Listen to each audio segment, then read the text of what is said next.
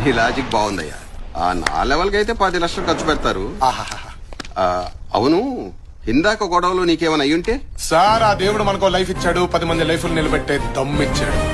మన ప్రాణం పైన ఒకరిని కాపాడామనే సాటిస్ఫాక్షన్ ఉంటుంది చూడండి, అది చాలు సార్. ఈ ప్రాసెస్ లో మనం పైన ఏడ్చేవాడు ఒక్కడు కూడా లేడు సార్, అనాథని. విషయం ఉందయ్యా నీలో. మాట ఎటైనా తిప్పుతున్నావు, అడ్డసుడిగాను పెడుతున్నావు. రాజకీయాల్లో దిగితే పైకొస్తావు.